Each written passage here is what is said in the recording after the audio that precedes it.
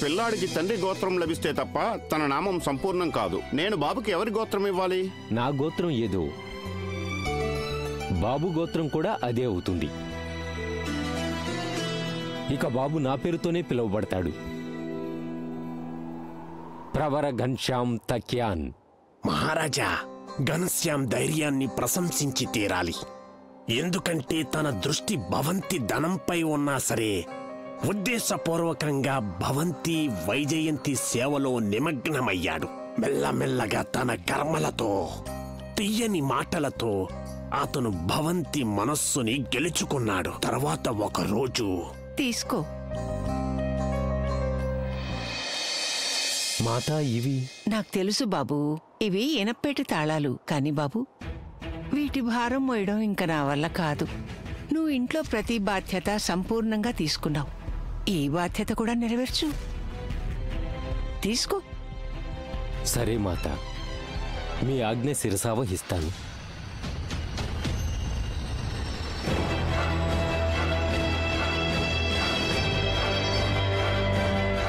నేను వెళతాను మాతా.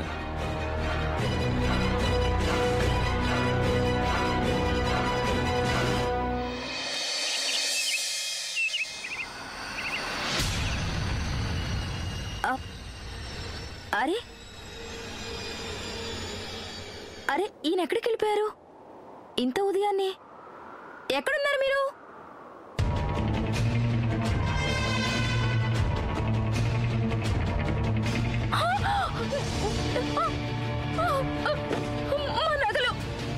మా నగలన్నీ ఏమైపోయాయి? భగవంతుడా!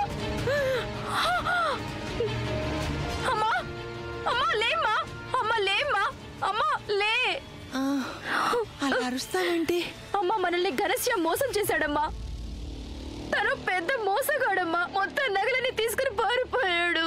ఇంత మోసం చేశాడా? అమ్మా, అమ్మా, అమ్మా, నా నగలు, నా నగలు, నా డబ్బులు మొత్తం తీసుకెళ్ళిపోయాడు. మొత్తం దోచుకుపోయాడు. అమ్మా, అమ్మా, అమ్మా, అమ్మా, అమ్మా, అమ్మా. మహారాజా, కష్టపడకుండా వచ్చిన ధనం ఎక్కువ రోజులు ఉండదు. భవంతి రాత్రికి రాత్రి ధనవంతురాలయ్యింది. ఒక్క రాత్రిలోనే సర్వం కోల్పోయింది. తన ధనం అంతా పోగొట్టుకుంది. ఆ దుఃఖంలోనే తనువు చాలించింది. ఇక వైజయంతి ఒంటరిదయ్యింది. ఒకప్పుడు ఆకలి దుఃఖంతో జీవనం గడిపింది. మళ్ళీ ఆస్థానానికే చేరింది. ప్రస్తుతం తన భారమే కాదు, పిల్లాడి భారం కూడా తనే మొయ్యాలి. తక్యాన్ని తీసుకో, దీంతో నువ్వు వాడుకో. మా తక్యానికి ఆకలేస్తుందా? బంగారం లాంటి శరీరాన్ని ఎందుకెలా కష్టపెడుతున్నావు? నువ్వు నాతో ఉండడానికి ఒప్పుకోవచ్చు కదా. చూడు, నువ్వు సుఖపడతావు, నేను సుఖపడతాను. చెప్పేది ఆ మాట విను. చూడు, నీ పిల్లాడిని పోషించుకోవడానికి నువ్వు ఎవరో ఒకరు చేయి పట్టుకోవాల్సిందే కదా. నువ్వు నా చెయ్యే పట్టుకోవచ్చుగా.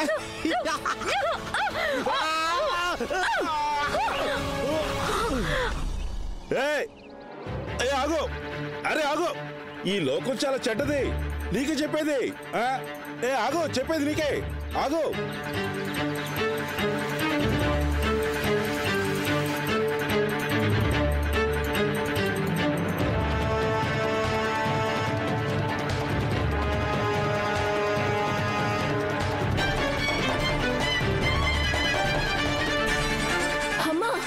భోజనం తీసుకొచ్చాను. అరే లేదు, ముందు నువ్వు తిను. బాగుంది. లేవండి లేవండి, అడ్డు తప్పుకోండి. వేరే ఎక్కడికైనా వెళ్ళి కూర్చోండి. రాకుమారులు వస్తున్నారు. వెళ్ళండి వెళ్ళండి, లేవండి.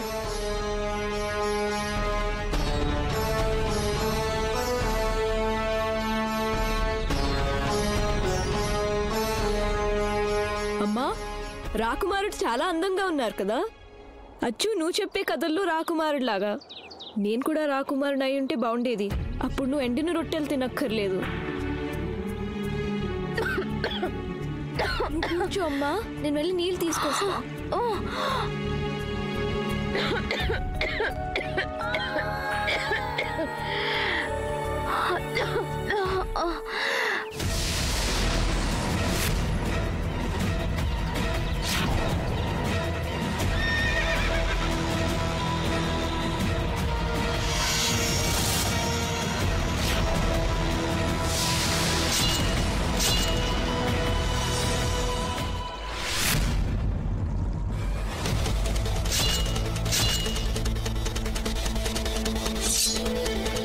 ఈ శబ్దాలేంటి?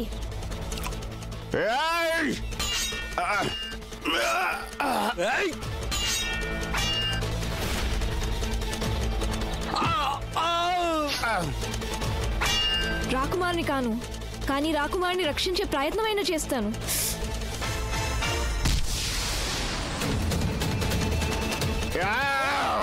మా రాకుమారిని వదులు నరభక్షకుడా.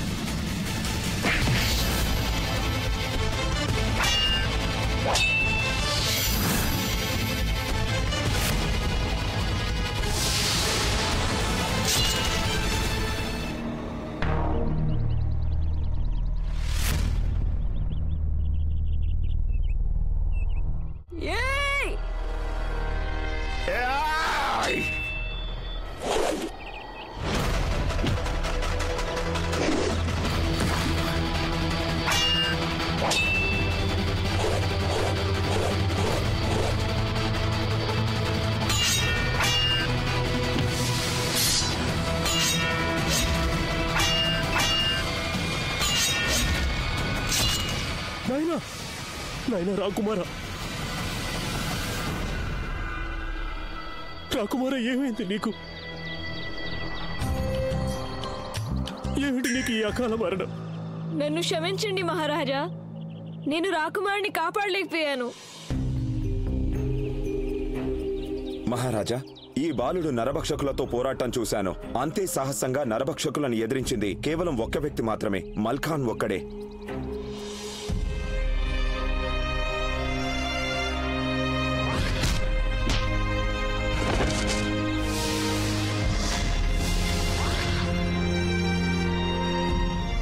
రాజ్యంలో నియమాలను అనుసరించి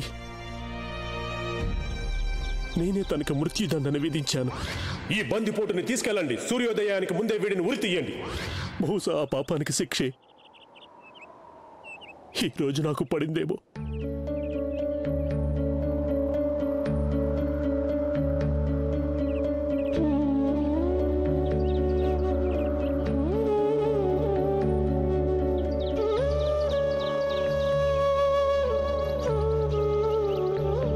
నీ పుత్రుడు చాలా సాహసవంతుడు.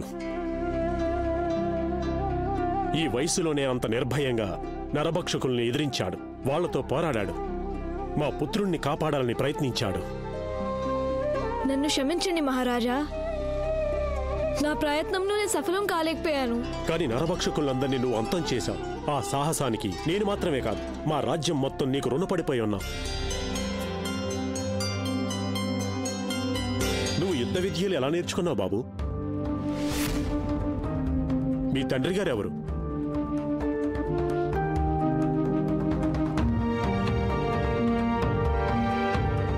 మాకంటూ ఈ లోకంలో ఎవరూ లేరు మహారాజా. నాకు కూడా ఈ లోకంలో ఎవరూ లేరు. మీరు అనుమతిస్తే మీ పుత్రుణ్ణి దత్తత తీసుకోవాలనుకుంటున్నాను. ఎందుకంటే తనకన్నా మెరుగైన యువరాజు ఈ రాజ్యంలో ఇంకెవరూ ఉండరు.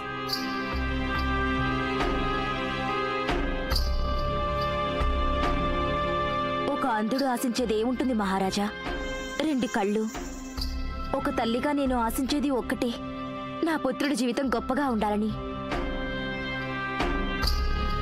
అంతకు మించి నేను ఇంకేం ఆశించను మహారాజా. మీ అభ్యర్థన మన్నించాం.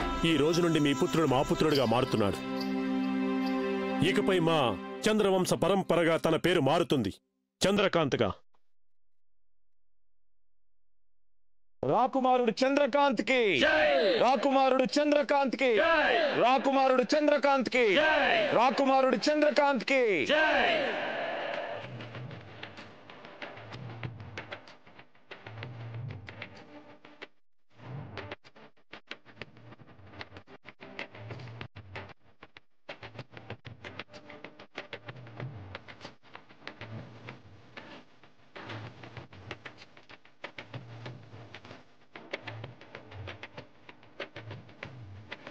రాకుమారుడు చంద్రకాంత్కి, రాకుమారుడు చంద్రకాంత్కి, రాకుమారుడు చంద్రకాంత్కి, రాకుమారుడు చంద్రకాంత్కి.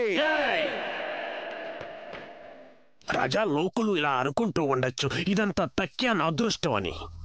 తన అదృష్టం వల్లే పేద తల్లి కడుపున జన్మించి కూడా రాకుమారుడిగా మారడని. కాని పురుష కారేన వినా దేవం నసిద్ధస్య అంటే పురుషార్థం లేకుండా దేవసిద్ధి లభించదు. అలాగే కర్మలు లేకుండా భాగ్యం కూడా మారదు. రాజా, ఒకవేళ తక్యాన్ యువరాజును కాపాడే ప్రయత్నం చెయ్యకపోతే ఈ రోజు రాకుమారుడిగా మారేవాడే కాదు. ఇది నిజం. రాజా నరసింహుడు స్వచ్ఛమైన హృదయంతో తక్యాన్ని తన పుత్రుడిగా చేసుకున్నాడు. తరువాత తండ్రిగా ప్రతి బాధ్యతను నిర్వర్తించాడు.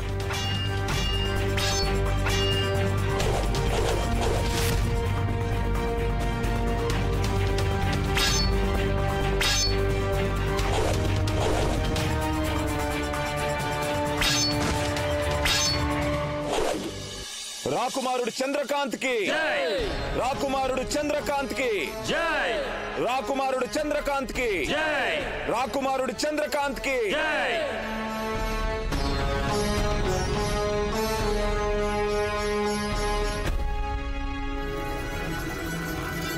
మహారాజులకు జయము. మహారాజా, మనకందిన సమాచారం ప్రకారం రాజా జయమల్లుడు మన రాజ్యంలోకి ప్రవేశించి ఏదో పెద్ద కుట్ర చేయబోతున్నాడు. తనకెంత దుస్సాహసమా? కానీ మన రాజ్యంలో కుట్ర పనడం ఎవరితరం కాదు. కుట్ర జరిగిపోయింది మహారాజా. రాజా నరసింహుడు జీవితంలో విపత్కర పరిస్థితులు ఇంకా సమసిపోలేదు. పరాయి రాజు జయమల్లుడు తన రాజ్యంలో భారీ కుట్ర పన్నాడు. జయమల్లు, నువ్వు ఇక్కడ దాకా వచ్చావంటే నీ ప్రాణాల మీద నీకు తీపి లేదని తెలుస్తుంది. మహారాజా, ప్రాణాలపై తీపి మీకుండవచ్చు. ఈ జయమల్లుడు ఈ రోజు దాకా ఏ రాజ్యాన్ని గెలిచినా యుద్ధం చేయకుండానే గెలిచాడు. ఇక ఈ రోజు మీ రాజ్యం కూడా మా సొంతమవుతుంది. జయమల్లు, జయమల్లు, నువ్వు ఇక్కడ దాకా రానైతే వచ్చావు గాని ప్రాణాలతో మాత్రం బయటపడలేవు. మహారాజు నిన్ను దత్తత తీసుకున్నారు కదా అని వారిని నువ్వు నిజంగానే నీ సొంత తండ్రి అనుకుంటున్నావు. మహారాజా, ఇలా దత్తపుత్రునితో రాజ్యపాలన జరగదు. సేనాపతి, బంధించండి వాచాలుణ్ణి.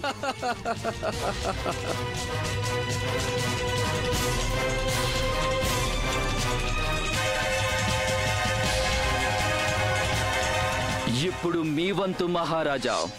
మరణించటానికి సిద్ధం కండి.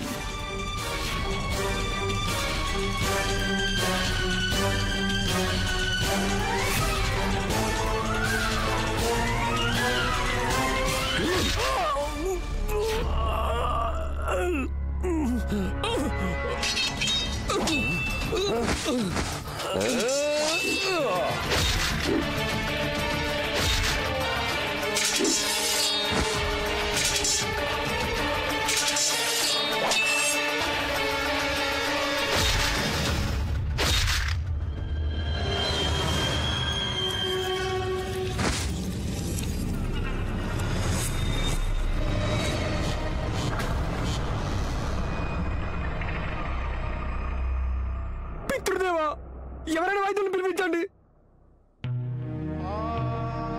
నేను చనిపోతున్నందుకు నాకేం బాధలేదు, పైగా గర్వంగా ఉంది. నీలాంటి వీరుడు సాహసుడైన కుమారుడికి ఈ రాజ్యాన్ని అప్పగించి వెళ్ళిపోతున్నాను. మీకేమి కాదు పితృదేవా, నేను మీకేమి కానియను పితృదేవా, ఏమీ కానివ్వను. నువ్వే నిజం చెప్పాలంటే నా పుత్రుడివి, నువ్వే ఈ రాజ్యానికి రాజువి. పితృదేవా, ఈ రాజ్యాన్ని నువ్వే కాపాడాలి కుమారా. ఈ రాజ్యాన్ని సంరక్షించు.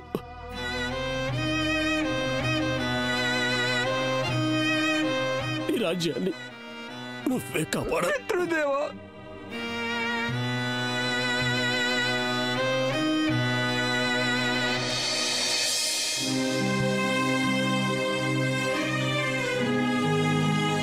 మహారాజా, ఇప్పుడు మీరు మీ తండ్రి గారికి తర్పణాలు వదలండి.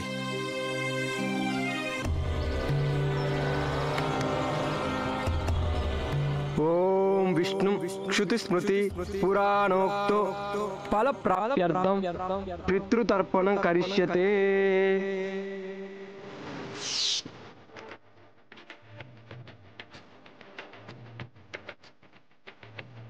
కుమారా చంద్రకాంత, నాకు తర్పణం విడు. నేనే నిజమైన తండ్రిని. లేదు నాయన, నేనే నీ తండ్రిని.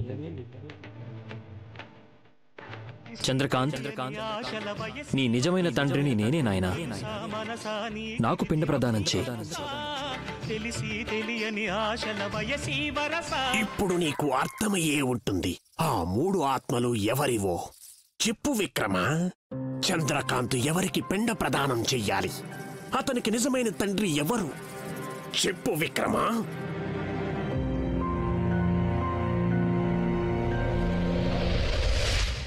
అయితే విను భేతాళ, రాకుమారుడు చంద్రకాంతుడు తన తండ్రికి పిండ ప్రదానం చెయ్యాలి. అదే కదా నేను అడిగేది. అతనికి నిజమైన తండ్రి ఎవరో చెప్పు. నిజమైన తండ్రి ఎవరో తెలుసా భేతాళ? అతడు నిస్వార్థ భావనతో తన సంతానాన్ని పెంచి ఉండాలి. అందుకని చంద్రకాంతుడు దొంగైన మల్కానుడికి, మోసగాడైన ఘనశ్యాముడికి పిండ ప్రదానం చేయకూడదు. ఏంటి ఏంటి అలా మాట్లాడుతున్నావు? దొంగైన మల్కానుడు చంద్రకాంతుడికి జన్మనిచ్చాడు, కానీ కేవలం అతని స్వార్థం కోసం. నిజమేంటో తెలుసా భేతాళ? బిడ్డను కన్న మల్కానుడు తన బిడ్డ పట్ల ఏనాడు బాధ్యతని, మమకారాన్ని చూపించలేదు. పున్నామ నరక నుంచి తప్పించుకోవటానికి అతనికో పుత్రుడు కావాలి. పున్నామ నరకం తప్పించుకోవడమే మల్కానుడి కోరిక. అలాగే ఘనశ్యాముడు ధనం కోరుకున్నాడు. కాని రాజా నరసింహుడు ఎలాంటి స్వార్థము లేకుండా చంద్రకాంతుడి జీవితానికి దిశానిర్దేశం చేశారు. అతన్ని పెంచారు, పితృధర్మాన్ని సక్రమంగా నిర్వర్తించారు. కనుక భేతాళ, చంద్రకాంతుడు కూడా కుమారుడిగా తన బాధ్యతను నిర్వర్తించాలి. రాజా నరసింహుడికి పిండ ప్రదానం చెయ్యాలి.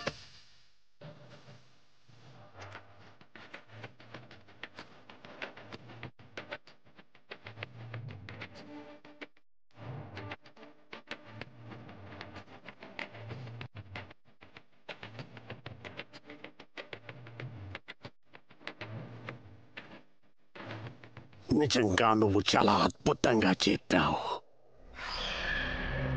పాలించేవాడిని ప్రజాపతి అని అంటారు.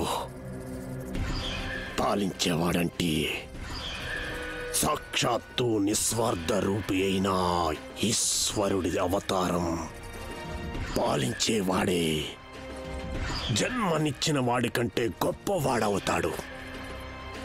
అయితే నువ్వు చెప్పేవేలా నేను ఎగిరిపోతా అలా. ఆగు బేతాళ, నువ్వు వెళ్ళిపోవడానికి వీల్లేదు. నువ్వు నాతో వచ్చి తీరాల్సిందే. నువ్వు కూడా నీ ఉజ్జయినికి తిరిగి వెళ్ళిపో. ఇక్కడ నేను చెప్పిన కథను అక్కడ నీ ప్రజలకి నువ్వు చెప్పు.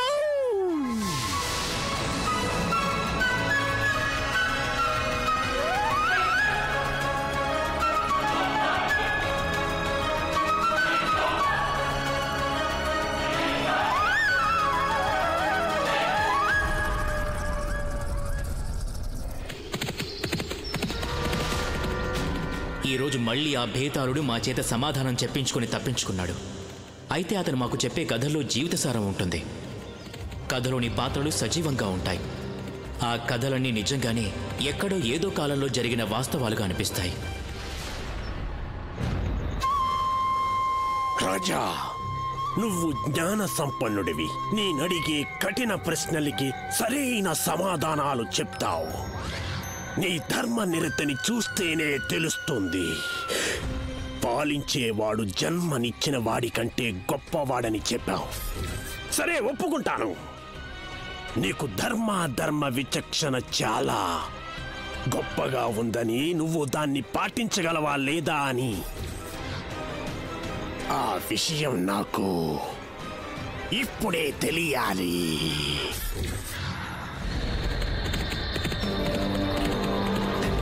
ఈరోజు బేతాళుడు ధర్మాధర్మాల గురించి మాట్లాడాడు. మాకేదో చెప్పాలనుకుంటున్నాడు కూడా. అతను చెప్పే కథలు, అడిగే ప్రశ్నల వెనుక ఏదో రహస్యం ఉంది.